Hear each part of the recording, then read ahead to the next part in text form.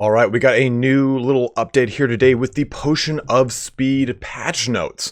Now, these are the patch notes that every single content creator currently has access to, but we did not know the entirety of their extent. So now we actually do, and you guys will see now the patch notes that will be coming with the Shadow and the Blade on the 12th. So a lot of these patch notes are really cool. There's some really cool overhauls to a lot of systems in the game. Remember, the name of the game for this DLC was all about quality of life, and man, I think they hit the nail on the head here. So first off, the big thing is, here's all the portraits for the legendary lords before. Man, look at the Enchantress. Woof. So a lot of these are pretty dated, kind of dealing from like a Warhammer 1 system where they were really cool. But now, boom, look at that. Look way better. I mean, look at all the dwarf lords. They look beautiful. Every single one of the Vampire Coast lords, which is not on here, is definitely set up for a hair modeling competition. And Tyrion, I think, is my overall favorite one because he looks so damn regal. And Vlad von Karstein looks even more noseless. So a lot of these portraits are really, really good looking. I'm really stoked for them.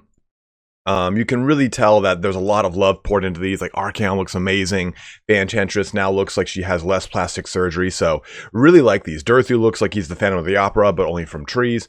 So really stoked on these. Now, the big one, the biggest one of this entire thing is the end turn time reduction. Now, if you haven't seen my playthrough or any of the other content creators' playthroughs when it comes to the end turn times, woof. They are so much better. I mean, honestly, you click end turn and you're done within like 3 seconds if you're playing Vortex.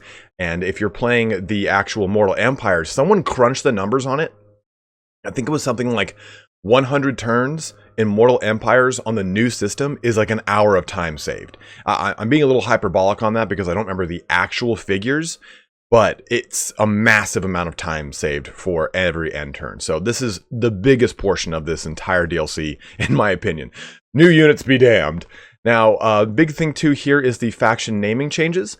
In addition to, this is also changed on the actual battle, custom battle race selection screen when you're playing multiplayer. So now they're a little bit more organized. You'll see the parent faction, so Empire, for example. And then you'll see all the sub-factions that are under Empire, like Golden Order, so on and so forth.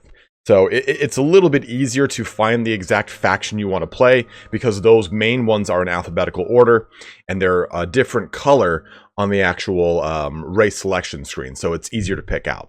But as a whole, though, we can see Empire, Dwarfs, Greenskins, Counts, Coast, Bretonnia, what else, and Norsca have all gotten their own kind of custom name changes that coincide with where they start, what their faction centers around, so on and so forth. So Reichland, the Empire is now called Reichland, as befits Karl Franz, the owner and leader of the Reichland. Hopefully this will eventually open up the door for other things, not to mention Boris Todbringer. But I'm not going to go there. Vampire counts were changed to Sylvania because they start in Sylvania. So a lot of really cool changes here that I think are a little more thematic, and they just kind of pay homage to wherever that lord starts. So I think it makes a little bit more sense. Now, Gotrek and Felix themselves have been changed, and I like this a lot. Added effect for Gotrek to distribute all his XP gains to the other generals, making it a lot less cumbersome to use him. Also, he's exempted from supply lines, so if you use him for 20 turns, you're not just going to be jacking up your upkeep from having them themselves. It's just the units that you're recruiting that then you can replace with the generic lord. So at least you get, at least using them as actual lord and hero, you're not just getting penalized on the supply lines portion of it, which increases your upkeep by a certain percentage. Also increase their duration from 20 turns to 30 turns. New icons and unit category descriptions have been implemented for Gotrek and Felix, and it fixed an issue if you don't have the free LC. If you don't have the free LC, head on over to, I almost said Origin Access. I've been playing too much Battlefield 5 lately. Head on over to Total War Access, and you can download the free LC for Gotrek and Felix through there. Also, there is a slew of campaign changes that happened here as well. Some of the big things here, Pirate Cove building Smuggler's Cove now grants 3% research instead of 2. That's not the one I was thinking of, but there's a ton of stuff. This one is pretty huge because now Updated the following character skill trees to include Greater Arcane Conduit instead of just Arcane Conduit, which makes a lot of sense. Teclis, Slann, Lords, Mazdamundi, Croak, and Morathi all have access to now Greater Arcane Conduit, which is way better here. Trying to think of any standout ones that I saw earlier. Added slave income bonus to Dark Elf starting technology. Choose or die. The tech is no longer automatically gifted at the start of the campaign. Research bonus has been decreased from 30 to 20% for Helm and Gorst. Same thing with Azak the Slaughterer from 25 to 20%. The Cult of Sotek will now gain sacrificial offerings after battles, scaling with the enemy army strength. You gain 50 additional sacrificial offerings using the Mark of Sacrifice post-battle option. So you can get this, you can scale this a little bit faster when you're playing 10-1 to help you kind of push through that tree a little bit quicker. That's kind of a nice little ditty there. Added new late game dilemma for Reichland to spend excess prestige, as that was a bit of an issue, I would assume. Skaven economy adjustments increased scaling and base income of all buildings, removed tier 1 and tier 2 energy building and reduced effect to I thought that said 30,450. I was like, that's not a number. So 30, 40, 50% from 80, 90, 100%. And this actually goes real well when you take a look at how it plays out in the Clan Eshin campaign. They can get such a rancid amount of money so quickly. Bretonnian heroes now gain immortality when achieving a Grail vow, and questing vow now provides 10% weapon strength instead of 5 flat armor piercing damage for lords. So a nice little increase there. Now there are some other little other ones in here as well. I encourage you to take a look at them, but this is a really nice improvement here. So recruitment and unit unlock changes. So Dark Elf, Dwarfs, Greenskins, Lizardmen, Norscan, and Vampire counts now have their base units moved to the settlement buildings, not the barracks buildings. So, for example, Dark Elves, Dread Spears moved to Settlement Chain, Bleak Swords to Tier 1 Barracks, Dark Riders with Repeater Crossbows to Tier 1 Stables, and Block Arc Corsairs to a Tier 1 Port. So it makes making these units a lot easier, especially if you play the Malice Darkblade campaign. You're going to have a ton of ports, so you'll have Black Arc Corsairs right out the gate and Dread Spears. So it makes getting access to those units a lot easier when you're in situations where you don't have access to a lot of Tier 3, or a lot of provincial capitals, or even big deal provincial capitals with 10 slots in them. So it's a nice way to kind of add the base unit to just the base settlement, so you're always having access to those units whenever you conquer a new territory, so on and so forth. Dwarfs get miners in settlements, Greenskins get goblin spearmen and archers in settlements, lizardmen get skinks of skink cohort and cohorts with javelins, marauders in settlements, and then zombie and skeleton warriors to settlements as well. Clan Pestilence tweaks. Clan Pestilence now unlock the Rite of Pestilence when constructing a Pox Cauldron instead of a Pestilent Nave, which is pretty important.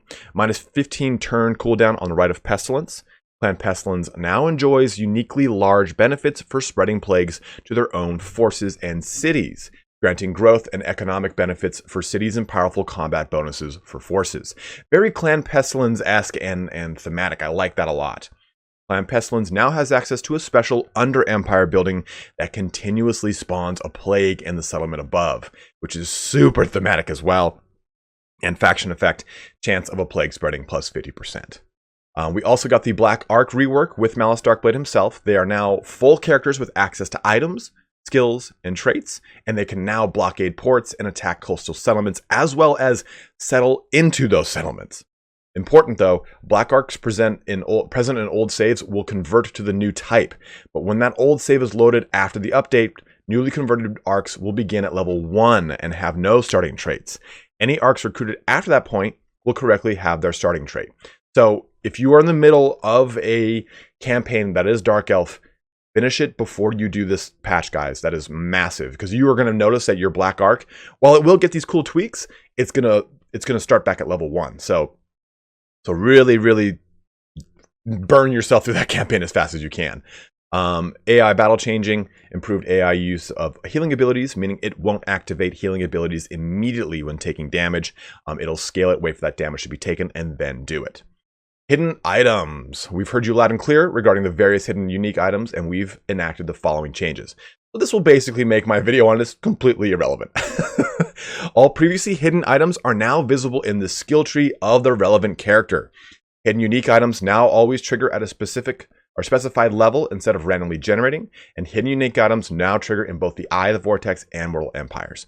So all these items, which were originally either intended exclusively for multiplayer or were hidden and you had a random chance to get them, encouraging you to replay the campaign, you will now have access to them no matter what. So if you've seen my video on how to get them, it's completely irrelevant now. Don't watch it. So campaign exclusive units, you can now play in the custom battles, which is quite fun. And then we have a number of bug fixes as well, mainly, so this one kind of focuses on the Strider attribute that is now properly represented. There are a number of things in here. Black Arcs now gain experience. There's some I picked out earlier, now I can't remember where the hell they are. But I mean, obviously this one's going to be important. Boris Dotbringer can now use his mount skills without the Beastmen DLC installed. Rebalanced vocalizations, which occur as a result of UI interaction. Not important. But always, guys, click through or check through this as best as you can to see if it applies to your specific campaign.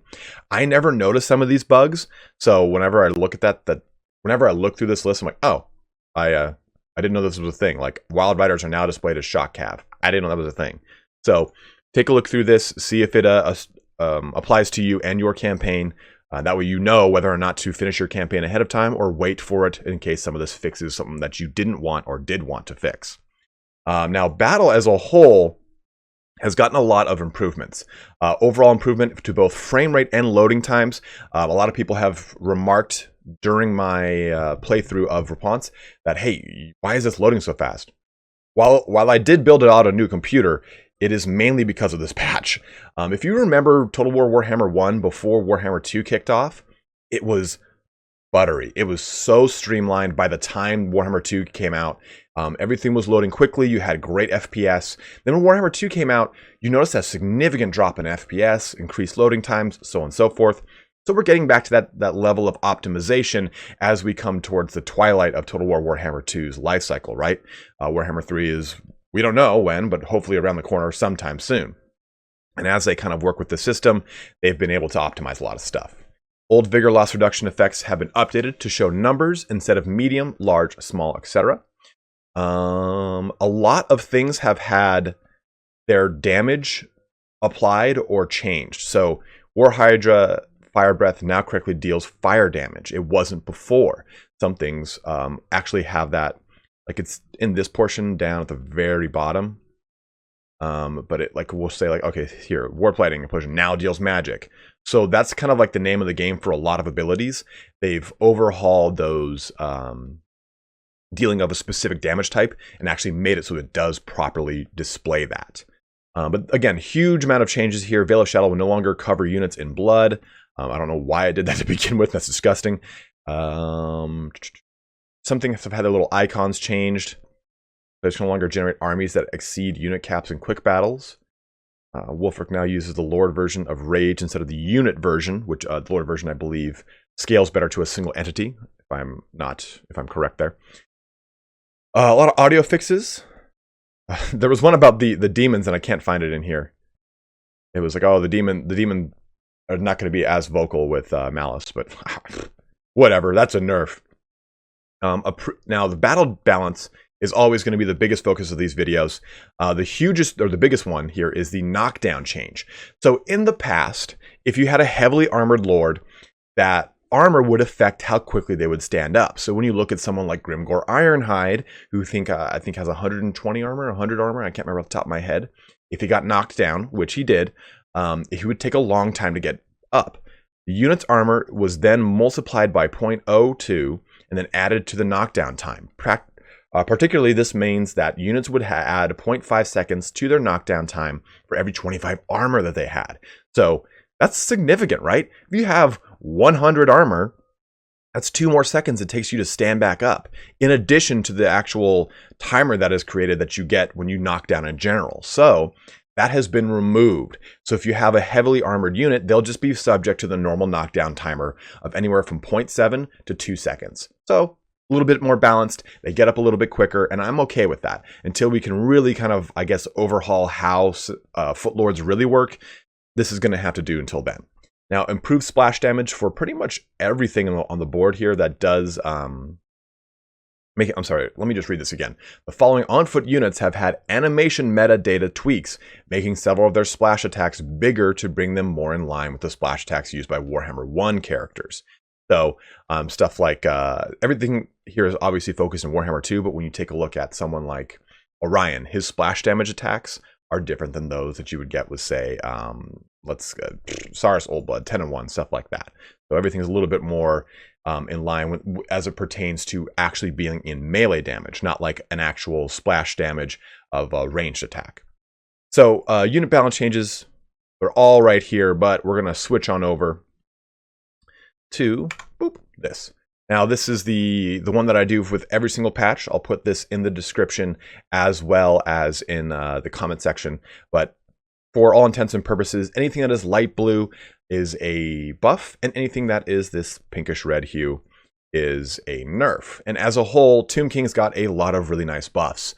Sepulchral Stalkers got a massive buff to their range damage, so they actually do so much damage, and their range damage travels a lot faster. So you will see that these guys they'll start deleting units. It is mainly AP focused, and they do have their halberds for AP and anti-large damage in melee, and it's to great effect here. Necropolis Knights as well. They did get a bit of an increased cost, but as a whole, they attack a lot faster, and they fixed some issues with rear and side attack animations that made the entities sometimes fight with their flank or rear facing the enemy. So that would immediately give them a leadership bonus, bringing them closer to critical binding and making it so that they would take more damage from those leadership issues. Tomb Scorpion did get a little bit of a nerf here, and I'm all for it. Minus 400 health. Those things are disgusting and hard to take down. Casket of Souls as a whole, though, has gotten a little bit of a buff. The Roomba is now more deadly and is more likely to spread dog poop on your floor when you turn it on. So it got an increase to its explosion radius, a reduction to its reload time, and projectiles are now 2.5 times as accurate. If you'll notice that anytime you've used Casket of Souls in the past, it just wouldn't hit. But now we're going to hopefully see this to be a little more accurate and actually do some real damage. Now, this is a big kind of theme throughout this patch. You're going to notice a reduction in cost, but a substantial reduction in armor for a lot of units across the board here. And I look at this overall as a nerf. When I look at 50 cost reduction for 15 armor penalty, I think that's pretty substantial. I mean, 15 armor on Khalida is pretty good. Especially if she's already got low armor anyway. She is on a chariot in this case, and I think the majority of this specific type of nerf applies to units on chariots. I can't remember off the top of my head, but we'll go through this and we'll see for real. As you can see, that's just going to keep making its way down all of the all of the units with chariots on them. Some things just got a flat-out increase in cost, like the Necrotect on foot, because they were so commonly brought alongside 2 Tomb Scorpions to keep them up and running.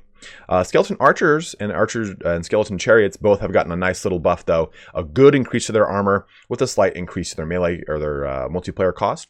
I'll take it. For 100 points and 30 more armor, I'm all for it. Now, this is another thing you're going to see a lot through these patch notes, is no longer marked as high threat. This pertains to the tooltip when you hover over them if you have a certain unit selected. So if I select, say, a Spearman unit and hover over Ushabti as an enemy, it'll say if they're marked as a high threat, a low threat, so on and so forth. For balances, this doesn't really affect the actual combat of the game, so I don't really give it a nerf or a buff. It's not really relevant. So taking a look here at the vampire counts, we got a lot of buffs. The biggest one here, I mean, like here, let's just this just needs to happen, right? Black Coach, it's got a lot more massive. That BBC is way more massive. Big Black Coach coming in at plus 1050 to the mass, meaning it's going to be able to move through things a lot easier, not get pinned down as combat as fast, which is kind of a double-edged sword. Yes, it is a chariot unit, so typical chariot units you want pushing in and out of combat. But the Black Coach has 3 buffs that stack up as it stays in combat. One, first being in for, like, let's just say 5 seconds, the second one for 10, the third one finally for 15 seconds. So it's not those literal numbers, but you want it to stay in combat for longer to get all of its buffs. Now, the Hex Wraiths, as well as the Chillgeists, the Regiment Renown version, got a nice bonus to their melee defense, AP attack, as well as base damage. The Chillgeists is getting a slight increase to their cost. Cairn Race, again, getting a little bit of a buff to their melee defense. Black Knights, I feel like they've been buffed here. They did get an increase to their cost, but I feel as a whole, they've been brought in line with their tooltip that suggests that they are anti-infantry. So they did get a reduction in their base melee damage, but got an increase to their AP damage and an increase to their bonus versus infantry by 8. So I'm all for it. Black Knights are supposed to kind of be that role of an anti-infantry specialist as far as cavalry goes. It says it on their tooltip, but it's not reflected in their damage. And this kind of takes that and does reflect it better. Same thing here with Graveguard. They're now a little bit better at AP damage, getting a little bit of increase to a melee attack as well, so they'll be hitting a little bit more often. This goes from Graveguard all the way through Graveguard Great Weapons, as well as Stearnsmen, because it also increases their cost. Banshees and Crypt Horrors both got an increase in their melee attack as well, and some tweaking to their threats. Vampire Coast also getting a slew of buffs. The only nerf here is Luther Harkin's Tergeist is now 100 cost increase, but him on foot is a 100 point cost decrease. Now, one thing you'll see on both the Vampire Coast and on Empire is that, I'll do that one too. Oh, that wasn't intended. These guys now have fire while moving. Empire Free Company Militia will also now fire whilst moving. So that's a nice little buff, because those guys you typically kind of want to have in that situation where they are fleeing away from the front line into the back line to give out support, or to flee away from something that's trying to compromise the back line to get into combat with them. So fire whilst moving will give them the ability to get some additional range damage out. I'm stoked on that one. That's a pretty cool one. Scurvy Dogs got a nice charge bonus increase, as well as melee defense. Death Guard as a whole got a nice buff to their melee defense that ranges from the Death Guard normal all the way through the Regiment of Renown. Deck Droppers, though, did get a reduction in their ammo, but got an increase in their explosion damage, which is substantial. Bombers as a whole are so strong. And I have not really ever used the Deck Dropper bombers, because the Deck Droppers tend to get focused down very quickly. They don't have enough armor to really last the fight, but they did get a nice increase for their explosion damage for when they do actually make it. Roaring Leviathan got a nice increase to its bonus versus infantry and a little bit more to its splash damage when it gets in combat. And Deck Gunners got an increase to their AP as well. Oh, Damned Paladin gets a bonus versus large. This is mirrored in the Bretonnian Paladin, which gets an A+ bonus versus large as well. Dark Elves, little minor one here. Cold Malekith on a Cold Wind Chariot, minus 10 armor, plus 35 missile block chance. I guess that could go both ways. I just looked at 10 armor as an overall debuff, so I put it in red. You can tell me if you want it a different way. I'll change it. Witch Elves mounted on the Cauldron of Blood now throw knives at enemies when in melee combat. So just like we see with any other unit with a Hadao on its back, I said the word wrong, but still, they still will shoot in range or melee combat. So this is mirrored now into the Cauldron of Blood. Blackguard got a nice buff to their health, as well as the Harkonneth Executioners, and Dark Riders got an increase to their leadership. Lizardman, the Bastillodon Ark of Sotek, now has a really nice damage increase of 33%, meaning that the Ion Cannon from orbit is going to be doing way more damage here. Old One Spear Riders got a reduction to their melee attack, meaning they're not going to be hitting as often. Temple Guard also got a reduction to their leadership. But Nakai the Wanderer got a nice reduction to his multiplayer cost. I don't think that matters much. Salon Mage Priest of Life also got a massive 150 multiplayer cost reduction, which is huge, because that is a very strong Salon Mage Priest, or a very strong Lord, because it does bring you that access to Lore of Life for the first time since the Hunter of the Beast. Razor Dawn Hunting Pack has had its trajectory changed a little bit, so if there is something in their way, it'll now start to arc over it, hopefully. But let's move on to my big bros, my favorite ones, the High Elves.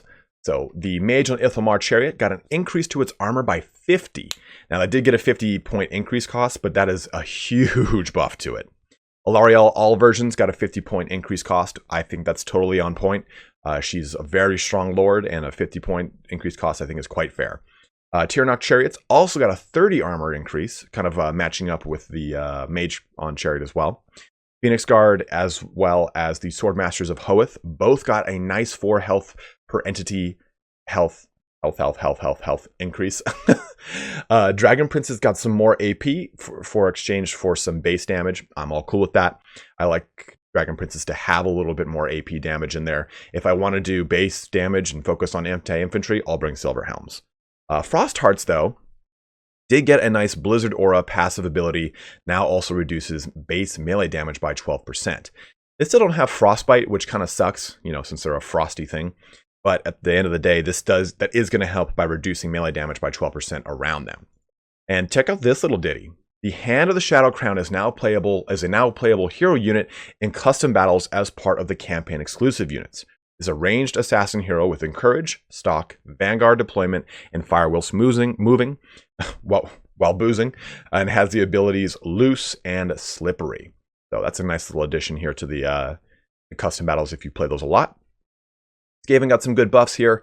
The Death Globe Bombardiers as well as Poison Wing Globadiers got a little bit of a buff to both their ammo, 4 ammo each, and increase to their cost at 50 cost. But the Poison Wind get more health, more leadership, and more AP damage, but they do kind of swap that out for less damage versus large, and add a direct damage contact effect, meaning that if they hit something, they're immediately going to do damage to it. Death Runners, though, have gotten reworked and changed as a whole. They now have less entities in their unit, and they do less melee attack, but they got an increase to bonus versus infantry and a increase in health. So they have less entities, but it scales out by having more health per entity. So you shouldn't notice an overall difference in health, but an overall difference, obviously, in the amount in the unit. And then the weapons teams just had a rework done to their overall naming mechanic so that it's not going to say Rattling Gun Weapon Team, it's just going to say Rattling Guns, as you see here. Warriors of Chaos buffed across the entire board here. Forsaken getting an armor buff, as well as Gorebeast Chariots and Chaos Chariots. Exalted Heroes all getting increases to their melee defense and a reduction in their cost for both the Chaos Lord and Exalted Hero on a Manticore. And finally, Marauders with great weapons getting a nice buff to their AP damage. Norskins here, +2 run speed. He finally gave in to coming along for some cardio with the rest of the crew and now matches normal Norscan foot speed. So no longer is your Marauder Chieftain going to lag behind the rest of the army. Again, the whole chariot debuff cost increase is going to be hitting Norscan Marauder Chieftains on chariots as well. Shaman Sorcerers on a Marauder Chariot is going to get a 5 armor increase, but Wolfric on a Marauder Chariot is going to suffer 20 armor for a reduction in cost by 100. So not really worth it in my opinion. The Marauder Chariot, though, does get a nice buff to armor and a reduction in its cost, which is quite cool. Ice Trolls get a nice buff to their melee defense. Marauder Hunters getting a buff to their AP damage, their range, and their ammunition. And then lastly, Great Weapons getting that same buff of the AP damage that we got with the Chaos. For Greenskins here, a nice good amount of buffs across the way. Orc Boys and Boys Big Guns getting some armor buffs and charge bonus. The Savage Orc Boar Boys, Jesus, getting a buff to their armor. The Chariots getting the same kind of reduction in cost and reduction in armor. And then Goblin Spider Riders reducing their charge bonus by 2. Orc Warboss getting an increase, but overall, check this bad boy out. Plus 110 AP melee damage, but a reduction of 160 base melee damage. Added Get Back Here ability in custom battles. I think there's another lord that gets that as well. Yeah, Skarsnik gets that as well. Wyvern cost was reduced, as well as changing some of the damage on the Orc Boar War Boss. And Azag on foot getting a tweak to his AP damage. Wood Elves, I didn't see anything, or did I just not copy it? Did I fuck up on the Wood Elves? No, there's nothing in the Wood Elves. Just making sure here. We will change that to Lost in the Warp. It is the 9th day of the 12th month, 2019. Beastmen here getting a reduction in their armor and cost. The same thing we're going to see across the board now, it looks like. And then Minotaurs across the way getting a reduction in their cost by 100. Empire increased to Flagellants on their melee defense. Halberdiers getting a nice reduction in cost, but Spearmen by, I guess, counter to that, get an increase in their cost. Great Swords get a nice bonus versus infantry. War Wagon will increase its ammo and reduce its cost. Same thing with the Mortar. Still not going to make the Mortar any better. And Free Company Militia get that Fire whilst moving again. That's worth getting a little thingy thing. There we go. And Warrior Priest no longer has access to Scroll of Power, replaced with Scroll of Shielding. I'll be honest, I think that this is a buff. A Scroll of Power was not necessary on the Warrior Priest, but a Scroll of Shielding can be quite strong in a lot of matchups. The Luminarch as well, getting ammo and range increase. And then Karl Franz, this is a good one too. I think this is worth emboldening. Karl Franz becomes less of a glass cannon and gets his 7 melee defense across the board. Dwarfs, Ghostmaster Engineer gets added magical projectile damage. Not really seen in competitive, but still cool nonetheless. Dragonback Slayers get a little increase in cost there. Longbeards as well, but a Flame Cannon reduced in cost. New meta. Organ Gun gets 1.5 times as accurate, and then Rangers get a +5 projectile range, which is quite good. Then lastly, we have Bretonnia. Bretonnian gets 25 hit reaction ignore chance and knock interrupt chance for the Green Knight, making him a little less likely to just kind of get knocked around like a pinata. Albric gets 10 more AP on Foot Pegasus, but not on his Griffin, Tempest, basically. And then Blessed Field Trebuchet, no longer marked as high threat, that doesn't really matter, but reduced radius of projectile to match regular Trebuchet projectiles. And then Paladin gets that 8 bonus versus large we were talking about earlier. And check this out now. So the Companions of Quenelle now get a bonus versus large of 10 and a +100 to their cost. I believe they had just had 8 before or something like that. I can't remember, but they now have a nice little bonus versus large. That covers all of our balance changes for the patch notes on the Potion of Speed. This will be here in in the description and the comments. You can take a look at that. In addition, here we do have some spells and abilities changes. This big one here is worth noting. Okay, in order to make accuracy modifiers a bit more universally impactful, we've transitioned all accuracy modifiers from multiplicative to additive. So now, Prospector's Spyglass doesn't give you 18% accuracy, it gives you 15 accuracy, which is pretty substantial when you take a look at it. So that's a nice little change to all these abilities, making them a little bit more useful in my opinion. I mean, I don't even think I've ever even seen Prospector Spyglass being used. Ballistic Enchantment will be really good as well. I believe that's the one for the it's either the one for Vampire Coast or for the Dwarf, for the Engineer. I can't remember off the top of my head, but it'll be nice to see this kind of making its way downtown. We also get some other stuff here. The visual rework of Elithanar's Mislead ability. Now, in the past, if you looked at a unit that, if you looked at Elithanar's misled version, it would be unbreakable and have perfect vigor. So you could understand that, hey, that's the decoy. I'm not going to attack that one. Now you don't know. You have to wait till damage is done. And if damage doesn't actually hit your unit, then you know that the one that shot it was the fake one. This plays well with the new Eshin Triad Regiment of Renown, which has the same ability. So now it'll be harder to determine which one is the actual decoy. Another thing here is rebalanced all abilities that modify melee attack or melee defense, reducing their effectiveness roughly by 10%. Now this does say abilities and not spells, so I believe that this will not affect certain spells like, say, Faw's Protection, but I believe it'll affect certain abilities such as Killing Blow, so on and so forth. Reduced all abilities that modify melee base damage or melee AP damage, increasing their effectiveness by 20%. So we overall get a reduction in the melee attack or melee defense and an increase in melee base damage and melee AP damage. A lot of other little tweaks here as well. Brave Scream has been changed around a little bit. Arrow of Akshi, like I was saying, a lot of these are actually getting the damage that they cause applied to them. Where's the other one? Oh, here it is. For the purpose of streamlining some unclear communication in the battle layer, we've updated all projectiles spawned by abilities to be unblockable. This applies to bombardments, magic missiles, and more.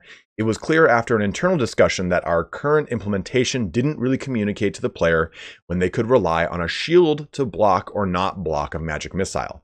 Shields still block regular arrows as normal. So if you were confused, this will now clear all that up. Rune of Wrath and Ruin has had a 4-second duration reduction and 8-second duration reduction on the Master Rune of Wrath and Ruin.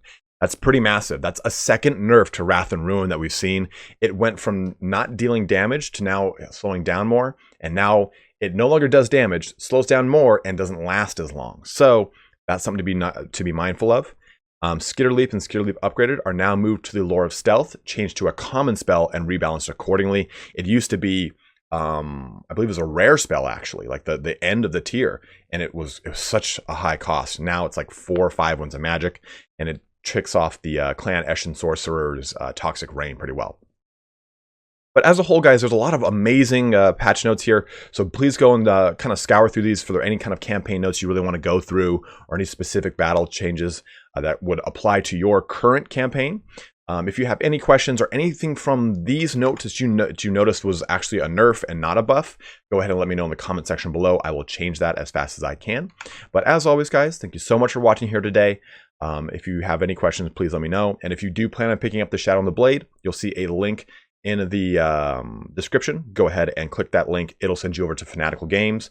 You can purchase the game through there. I do get a commission from it, but you also get a Steam key, so you don't have to worry about any kind of bullshit third-party platforms, and it's a great way to support the channel. But as always, guys, thank you so much for watching here today. Have a good one, and take care.